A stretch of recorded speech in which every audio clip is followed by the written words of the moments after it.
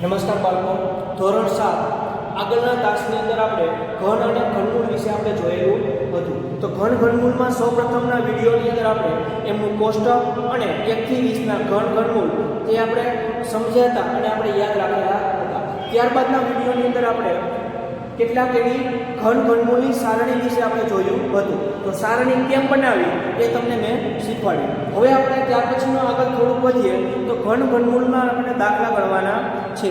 તો હવે શું કીધું કે અવિભાજ્ય અવયવીકરણની કઈ રીતે તમારે કરવાનું છે? અવિભાજ્ય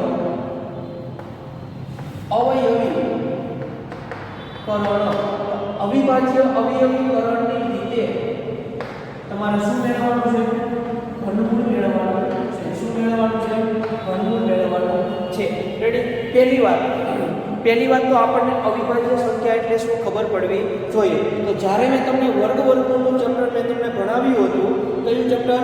વર્ગમૂળનું ચેપ્ટર મેં જ્યારે તમને ભણાવ્યું હતું ત્યારે મેં તમને અવિભાજ્ય સંખ્યાની મેં તમને થોડીક માહિતી આપેલી હતી. તો એવા મેં પ્રશ્ન પણ તમને પૂછેલા હતા કે અવિભાજ્ય સંખ્યા ક્યાં આવે, કેટલી આવે અને કઈ આવે. રેડી? તો 1 થી 50 ની વચ્ચેની આપણે વાત કરીએ તો અવિભાજ્ય સંખ્યાઓ કેટલી આવે? મને છે કોમેન્ટ બોક્સમાં તમારે જવાબ આપવાનો છે કે 1 થી 50 ની અંદર અવિભાજ્ય સંખ્યાઓ કેટલી આવે. રેડી? અને અવિભાજ્ય સંખ્યાની શરૂઆત ક્યાંથી થાય? રેડી? તો એ હું તમને ચાલો કહી દઉં છું કે નાનામાં નાની અવિભાજ્ય સંખ્યા હોય તો શરૂઆત ક્યાંથી થાય? 2 થી થાય. તો 2 3 5 7 11 13 17 એમ આગળ ચાલ્યા જાવ એટલે તમને અવિભાજ્ય સંખ્યાઓ મળતી જાય. તો પ્રશ્ન એમ થાય કે અવિભાજ્ય સંખ્યા એટલે શું? તો હજી એકવાર હું તમને વ્યાખ્યા કહી દઉં છું કે જે સંખ્યાના માત્ર ને માત્ર 2 જ અવયવ હોય, જે સંખ્યાના 2 જ અવયવ હોય તેવી સંખ્યાને અવિભાજ્ય સંખ્યા કહેવાય. 2 જ અવયવ એટલે 2 કરતાં ઓછા પણ ન હોવા જોઈએ અને 2 કરતાં વધારે પણ ન હોવા જોઈએ.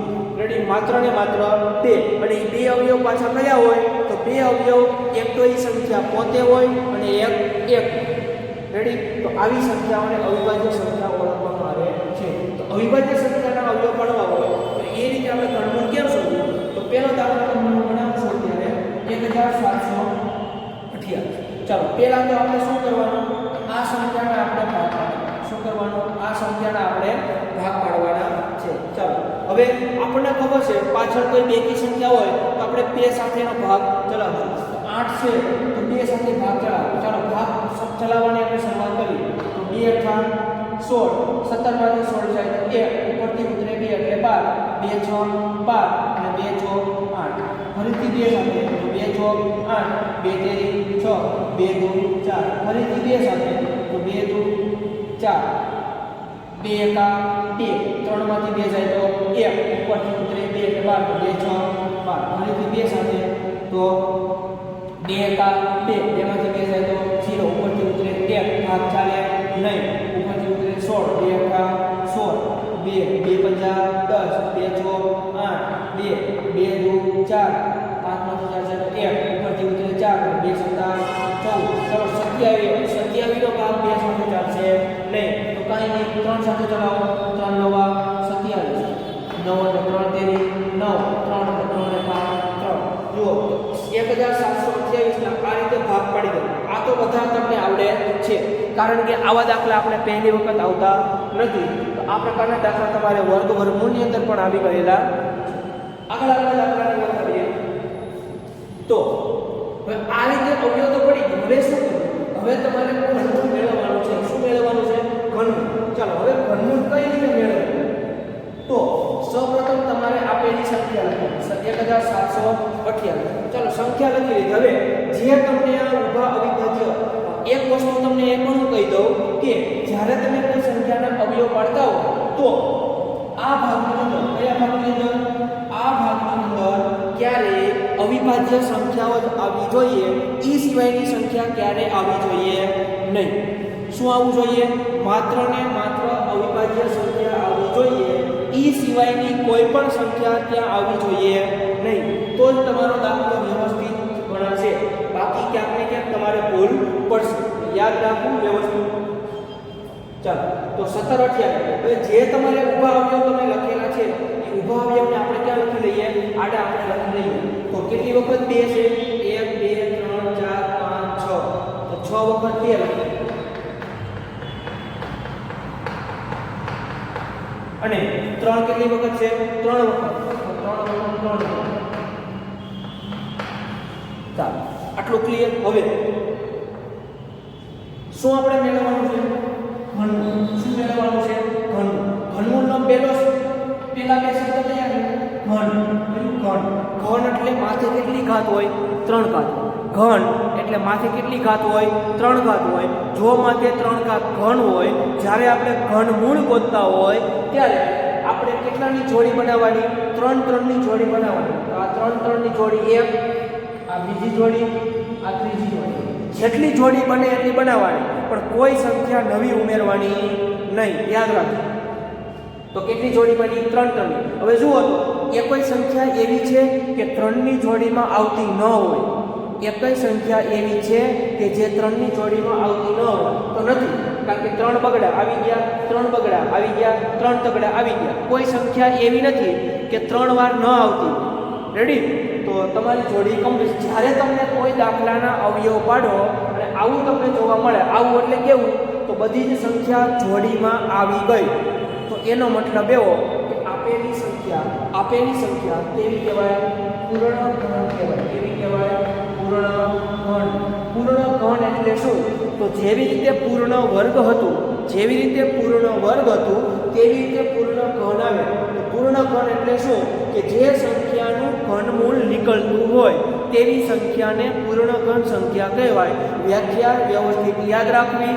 જે સંખ્યાનું ઘનમૂળ નીકળતું હોય તેવી સંખ્યાને પૂર્ણ ઘન સંખ્યા કહેવાય. તો દાખલાને આપણે આગળ વધારીએ. તો 3 3 ની જોડીમાં લખી દીધું. હવે પૂછો બગડો કેટલી વખત છે? પહેલી જોડીમાં 2, પહેલી જોડીમાં બગડો 3 વખત છે. તો હું એને આ પ્રમાણે લખી શકું. 2 ની કેટલી ઘાત? 3 ઘાત. ગુણ્યા અહીં બગડો કેટલી વખત? 3 વખત. ફરીથી આને 3 વખત લખી શકાય. ગુણ્યા તગડો કેટલી વખત? 3 વખત. હજી આને 3 ને 3 વખત લખી શકાય. ચાલો હવે આપણે દાખલાને થોડો આગળ વધારીએ. તો 17 28. હવે આ બાજુનું ઘન, એક નિયમ તમને હું સમજાવી દઉં. તો નિયમને વ્યવસ્થિત યાદ રાખો. કોઈ પણ જગ્યાએ વચ્ચે બરાબર હોય અને બરાબરની બંને બાજુ જ્યારે તમારે બરાબરની બંને બાજુ કોઈકને કોઈક સંખ્યા, સંકેત, સરવાળો, બાદબાકી, ગુણાકાર, ભાગાકાર, વર્ગ, વર્ગમૂળ, ઘન, ઘનમૂળ કોઈ પણ વસ્તુ તમને આપેલી હોય ત્યારે જો યાદ રાખજો, આ બાજુ માઈનસ હોય તો આ બાજુ શું થઈ જાય? પ્લસ. આ બાજુ પ્લસ હોય તો આ બાજુ શું થઈ જાય? માઈનસ. આ બાજુ ગુણાકાર હોય તો આ બાજુ શું થઈ જાય? ભાગાકાર. એવી રીતે ઊંધું, આ બાજુ પ્લસ હોય તો આ બાજુ શું થઈ જાય? માઈનસ. આ બાજુ માઈનસ હોય, પ્લસ હોય તો આ બાજુ શું થઈ જાય? માઈનસ. આ બાજુ પ્લસ હોય તો આ બાજુ માઈનસ. આ બાજુ ભાગાકાર હોય તો આ બાજુ ગુણાકાર. એટલે જ્યારે તમે કોઈ દાખલાનું સમીકરણ ચેપ્ટર તમે ગણતા હોય ત્યારે તમે આ બાજુ અંશમાં હોય તો આ બાજુ ક્યાં લઈ લો? છેદમાં. આ બાજુ માઈનસ હોય તો આ બાજુ પ્લસ. એવી જ રીતે આ બાજુ વર્ગમૂળ હોય, આ બાજુ વર્ગ હોય, આ બાજુ વર્ગ એટલે કે ડાબી બાજુ વર્ગ હોય તો આ વર્ગને તમારે કાઢવો હોય, આ વર્ગને તમારે કાઢવો હોય તો આ બાજુ શું લાગે? વર્ગમૂળ લાગે. શું લાગે? વર્ગમૂળ. એવી રીતે ઊંધું યાદ રાખો. આ બાજુ વર્ગમૂળ હોય અને વર્ગમૂળને કાઢવું હોય તો શું લાગે? વર્ગ લાગે. એવી રીતે જો આ બાજુ ઘન હોય તો આ બાજુ શું લાગે? ઘનમૂળ લાગે. શું લાગે? ઘનમૂળ. આ બાજુથી ઘન હોય તો શું લાગે?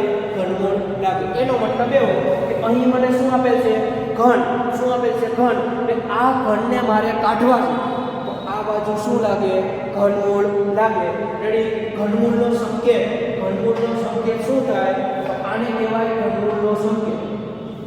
વર્ગમૂળનું નિશાની કરી અને માથે કેટલા મૂકી દેવાના? 3. આને શું કહેવાય? ઘનમૂળનો સંકેત કહેવાય. શું કહેવાય? ઘનમૂળનો સંકેત. રેડી? તો 17 28 આનું મને શું મળી જાય? ઘનમૂળ મળી જાય. પણ ક્યારે? આ બાજુથી ઘન નીકળે. તો આ બાજુથી ઘન નીકળી ગયા અને આ બાજુ શું લાગી ગયું? ઘનમૂળ. તો તમને જવાબ મળે 2 4 4 ને 12. તો 12 તમારો જવાબ. તો 17 28 નું ઘનમૂળ કેટલું થાય? 12.